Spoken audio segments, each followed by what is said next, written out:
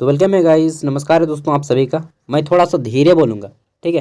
देखिए, टीचर की वैकेंसी से 125 पदों पे, और यह जो है झारखंड में फर्स्ट निकल के आ चुका है एक डिस्ट्रिक्ट की ओर से। धीरे धीरे सभी डिस्ट्रिक्ट में निकल जाएगा, ठीक है, अगर ज़रूरत रहा तो। और यहाँ पे सैलरी आपको 20,000 दिया जाएगा और 22,000 दिया जाएगा। दो प्रकार के पोस्ट हैं, टीजीटी और आपका पीजीटी, ठीक है। पोस्ट का नाम है फेलोशिप टीचर, और यह 2 साल के कॉन्ट्रैक्ट पे अभी आपको रखा जाएगा, और हो सकता है बाद में आपको रिन्यूअल कर दिया जाए। क्यों ऐसा निकाला रहा भाई? तो देखिए, झारखंड सरकार जो है ना, अपनी गवर्नमेंट अच्छा से काम नहीं कर पा रही। टीचर की भर्ती जो है, वैकेंसीज हैं इतनी ज़्यादा खाली कि क्या बताएं, फुलफिल नहीं हो पा रही हैं। इसलिए डिस्ट्रिक्ट जिला लोग अपनी ओर से, जिला के जो प्रशासक हैं अपनी ओर से कोशिश करके स्कूल में पढ़ाई चौपट ना हो जाए, इसके लिए वहाँ पे टीचर को रिक्वायर कर रहे हैं, ठीक है। चलिए देखते हैं। तो सबसे पहली बात, यह वैकेंसी कहाँ से निकली है, कौन अप्लाई कर सकता है। सैलरी मैंने बता ही दिया है। क्या झारखंड के सभी डिस्ट्रिक्ट के लोग अप्लाई कर सकते हैं या नहीं, सब कुछ जानेंगे। तो बोला गया है यहाँ पे, office of the district education officer Latehar, Latehar की ओर से वैकेंसी निकली है। हम सभी जानते हैं लातेहार फेमस है यार ना, बेतला नेशनल पार्क और भी बहुत सारा है, नेतरहाट है। तो यहाँ पे बोला गया है कि only candidates of Latehar district, यहाँ पे कौन अप्लाई कर सकता है दोस्तों? तो केवल और केवल लातेहार जिला के ही अभ्यर्थी अप्लाई कर सकते हैं, ये बोला गया है। और क्या आपके ज़िला में वैकेंसीज आएगी? देखिए, आना तो चाहिए, जैसा निकल रहा है, और आएगा तो मैं आपको अपडेट दे दूंगा, ठीक है। अब चलिए जान लिए, लातेहार जिला के लोग अप्लाई करेंगे। नेक्स्ट प्रोसेस क्या है, कितने साल के लिए करेंगे? तो देखिए, अभी फिलहाल आपको गवर्नमेंट जो है 2 साल के लिए रख रही है। यहाँ पे देखिए लिखा गया है 2 years only, for 2 years only. और कैंडिडेट को आगे भी हो सकता है यहाँ पे रखा जाए। आपके जितने भी टीचर यहाँ पे बनेंगे, हो सकता है रिन्यूअल कर दिया जाए। फिर बोला गया है कि यह किसके तहत किया जा रहा है, तो selection of the candidate for this fellowship will be based on their academic marks. आपका जो सिलेक्शन रहेगा एकेडमिक मार्क्स जैसे हैं उसके अकॉर्डिंग किया जाएगा, ठीक है। आगे देख लेते हैं। तो यहाँ पे कोई एग्ज़ाम वगैरह नहीं होने वाला है, एकेडमिक मार्क्स जो है उसी के अकॉर्डिंग लिया जाएगा, ऐसा इनका बोलना है। हो सकता है बाद में एग्ज़ाम या फिर आपको इंटरव्यू कंडक्ट करवा दें, बाकी इनकी मर्जी, जो भी है आप अप्लाई कर दीजिए अगर आप एलिजिबल हैं। अप्लाई कौन कर सकता है, कौन फॉर्म को फिलअप कर सकता है, सब कुछ जानते हैं। ये चीज़ हो गया।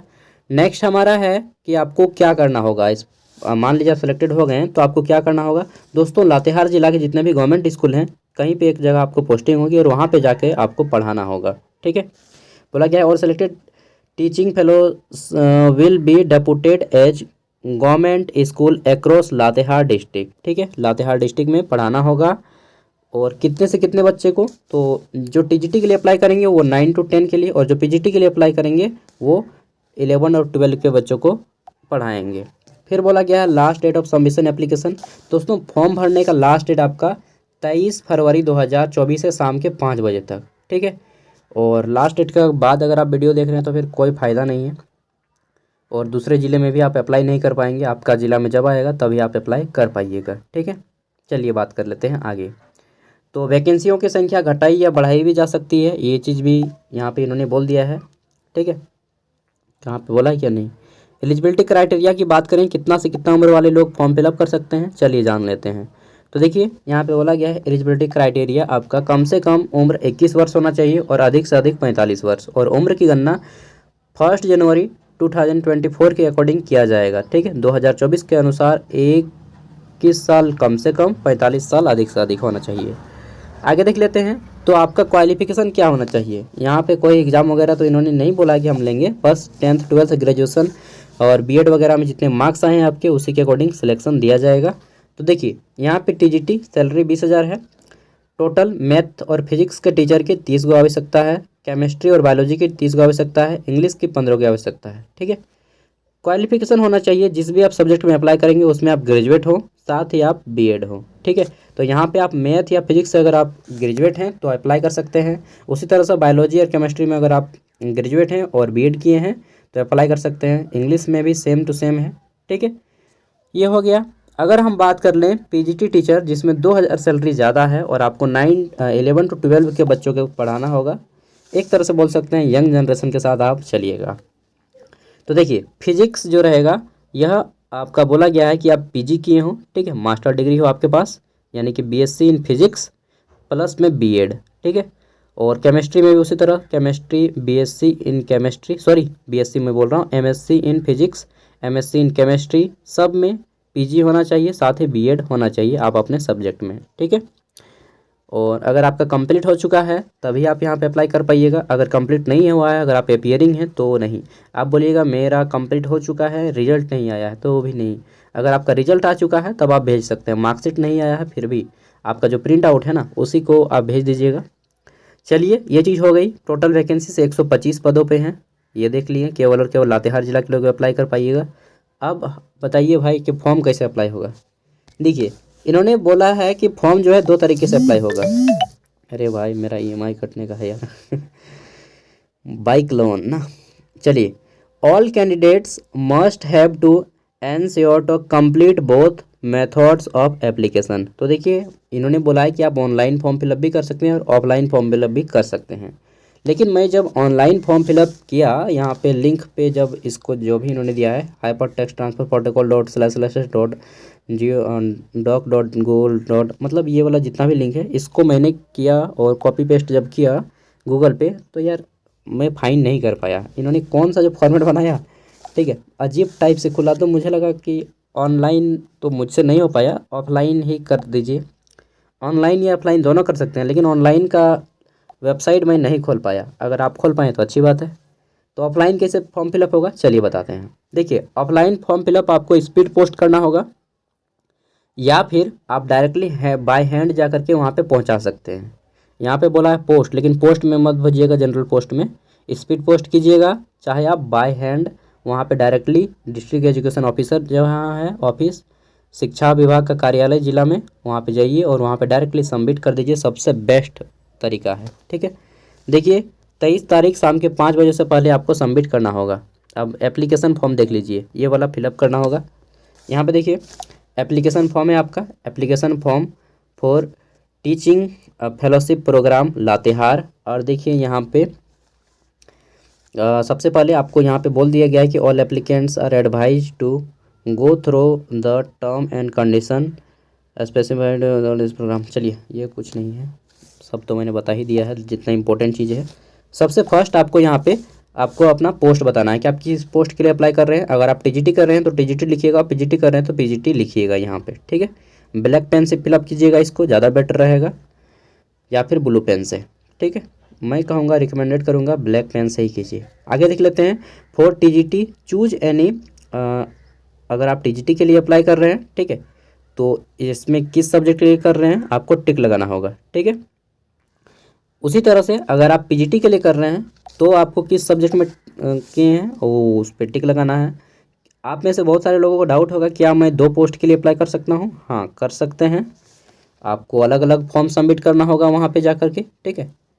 आप जिसमें इंटरेस्टेड हैं कर दीजिए, और एक साथ में एक ही बार में 2 फॉर्म के लिए अप्लाई कर सकते हैं या नहीं। जैसे यहीं पे मैंने टीजीटी के लिए सबमिट कर दिया और यहाँ पे पीजीटी के लिए भी सबमिट कर दिया, ऐसा होगा या नहीं मुझे यहाँ पे क्लियरली मेंशन नहीं किया है, तो मैं क्लियरली बोल भी नहीं पा रहा हूँ। हाँ, लेकिन अलग अलग फॉर्म सबमिट कीजिएगा तो डेफिनेटली आपका हो जाएगा, ठीक है। बाकी सिंगल में करना है तो फिर वही खतरा है कि माया मिली ना राम, एक मिला ना दो, 2 के चक्कर में गए, एक भी नहीं मिला। इससे अच्छा है कि आप एक ही पोस्ट के लिए अप्लाई करें, ठीक है, बेटर रहेगा। बाकी आपकी जो मर्जी, आप अपना अच्छा बुरा समझ लीजिएगा। तीसरा पीजीटी का है फॉर्मेट। चौथा आपका नाम है, कैंडिडेट नेम, अपने बड़े बड़े अक्षरों में लिखिएगा, ठीक है। Name of the candidate English में, फिर फादर्स नेम लिखना है, मदर्स नेम लिखना है। नेक्स्ट आपका है डेट ऑफ बर्थ, अपना डेट ऑफ बर्थ बताना है, और यहाँ पे फिर आपको बताना है कि 1 जनवरी 2024 को आपकी उम्र कितनी हो रही है, ठीक है। इसमें मंथ, ईयर और डेट सब बता देना है कि कितना कितना हो रहा है। डेट निकालते तो जानते ही होंगे, टीचर हैं यार। और नेक्स्ट है हमारा यहाँ पे जेंडर, आपको जेंडर लिखना है, मेल है, फीमेल है, या फिर ट्रांसजेंडर हैं, ठीक है। ट्रांसजेंडर भी अप्लाई कर सकते हैं, उसमें कोई बड़ी बात नहीं है। कैटेगरी बताना है, आप किस कैटेगरी से हैं, एसटी, एससी, ओबीसी, जनरल, ठीक है। तो जो भी आप कैटेगरी वहाँ पे लिख दीजिएगा। जैसे आप ओबीसी में हैं तो ओबीसी लिखिएगा, और साइड में इस तरह से लिख दीजिएगा ओबीसी में ओबीसी, ठीक है। और पहले ऐसा लिखिएगा BC1, ठीक है, और ब्रैकेट में ओबीसी को कर दीजिएगा, ऐसा कर दीजिएगा। BC1 जो आते हैं, जो BC2 में आते हैं, ठीक है। आगे देख लेते हैं BC1 और BC2 समझते हैं ना। BC1 जो OBC तो हैं लेकिन बहुत गरीब हैं, और BC2 जो OBC तो हैं लेकिन अमीर हैं, ठीक है। BC1 ये अत्यंत गरीब हो गया, OBC में भी अत्यंत गरीब, और BC2 जो OBC तो है लेकिन अमीर वर्ग में आता है, ठीक है। तो यह होता है डिफरेंस। आगे देख लेते हैं एड्रेस फॉर करस्पॉन्डेंस, और फिर है हमारा यहाँ पे फ़ोन नंबर आपको दे देना है, 2 गो दे दीजिएगा। ईमेल आईडी दे दीजिएगा अच्छा से, क्योंकि ईमेल पे हो सकता है आपको मेल किया जाए। नेक्स्ट आपका एजुकेशनल डिटेल यहाँ पे फुलफिल करना है। मैट्रिक कहाँ से पास किए हैं, जैसे कि मैं यहाँ पे जैक बोर्ड है, जैक रांची लिखूँगा, इंटरमीडिएट जैक रांची, ग्रेजुएशन जहाँ से किए हो जनरली आप लोग यहाँ पे लातेहार वाले सब कोई करते हैं। मेदिनीनगर पलामू से NPU, ठीक है, NPU लिख दीजिएगा, NPU पलामू। और पोस्ट ग्रेजुएशन कहाँ से करते हैं, तो पोस्ट ग्रेजुएशन भी वहीं से करते हैं मैक्सिमम लोग, NPU पलामू, ठीक है। बीएड कहाँ से किए हैं, तो वहीं से करते हैं NPU पलामू। PhD अगर आप किए हैं तो ठीक है, और नहीं किए हैं तो इसको फुलफिल करने की आवश्यकता नहीं है, ठीक है। पासिंग सब्जेक्ट, तो सब्जेक्ट में क्या भरिएगा, यहाँ पे सब्जेक्ट में आप केवल एब्रीविएशन वर्ड भरिएगा। जैसे 10th में तो लिख दीजिएगा HN, ठीक है। फिर लिखिएगा मैथ M, एकदम बस छोटा छोटा लिखिएगा ना एब्रीविएशन वर्ड, ठीक है। M लिख दीजिए, SC लिख दीजिए, साइंस SOC लिख दीजिए, एकदम छोटा छोटा वर्ड में, ठीक है। यहाँ पे सब कुछ हटा देना है, MATH कर दीजिएगा, समझ रहे हैं ना, छोटा छोटा वर्ड करके यहाँ पे हटा देना है एकदम। उसके बाद 12th इंटरमीडिएट में भी इसी तरह से छोटे छोटे वर्ड्स में करके सब लिख देना है। उसके बाद यहाँ पे ग्रेजुएशन में आपको लिख देना है केवल ऑनर्स सब्जेक्ट, जैसे कि मेरा पॉलिटिकल साइंस है तो मैं लिख दूंगा पॉल SC ऑनर्स, ठीक है। फिर साइड में नीचे में ही लिख दूंगा एकदम छोटे छोटे अक्षरों में, जो जेनरिक पेपर है मेरा जिसको सब्सिडरी बोलते हैं, GE हिस्ट्री, लैंग्वेज मेरा था इंग्लिश, तो इस तरह से लिख दूंगा, ठीक है। पोस्ट ग्रेजुएशन भी आप अपना उसी तरह से बता दीजिएगा। मैं तो इग्नू से किया हूँ, आप लोग जहाँ से किए हैं। पासिंग ईयर कब, मार्क्स कितना है, परसेंटेज सॉरी, ठीक है।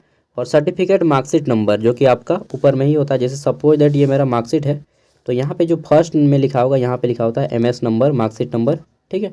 और इधर आपका फिर डिटेल रहता है, नाम वगैरह रहता है। तो ऊपर में देखिएगा इस साइड चाहे इस साइड मार्कशीट नंबर होता है, वो सर्टिफिकेट मार्कशीट नंबर वहाँ पे दे देना है, ठीक है।